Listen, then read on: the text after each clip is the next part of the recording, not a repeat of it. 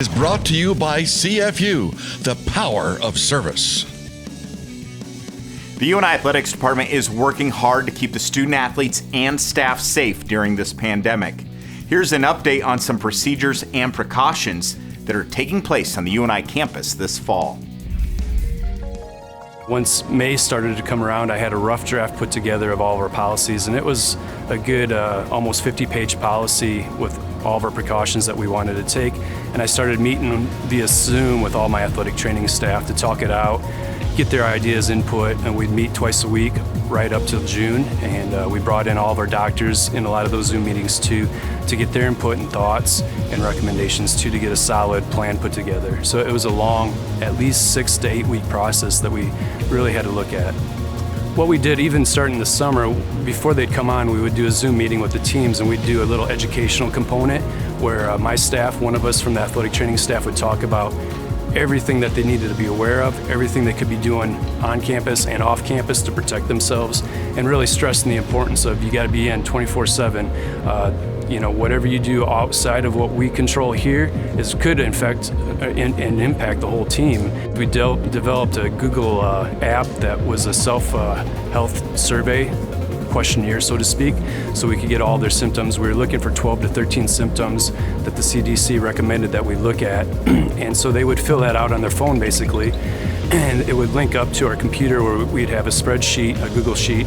And when they would come in, we'd look at the spreadsheet, and if everything was green with no red boxes, we knew we could take their temp. We'd do a quick temp screen, and then they would check into the facility. We had a limit on how many athletes were allowed in the room because of social distancing.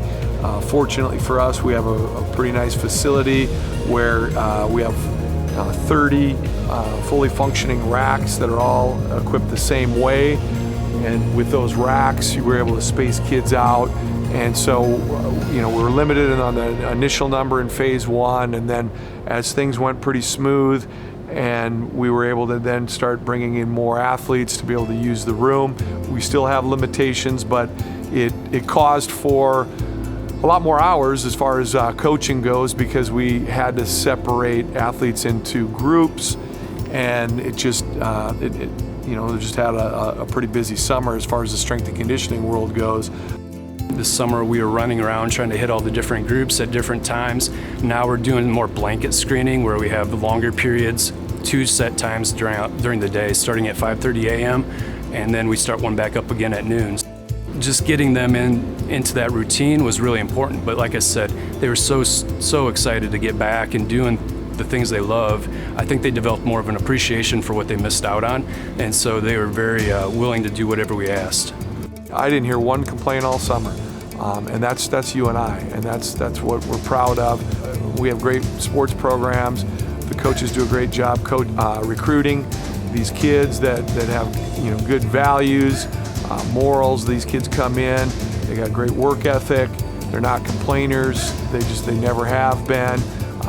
And you're talking a type of athlete that's really a joy to work with. We are frontline workers in this case. So, I mean, we're right there in the front line. We're running into cases, of COVID and having to refer those out and handle all that.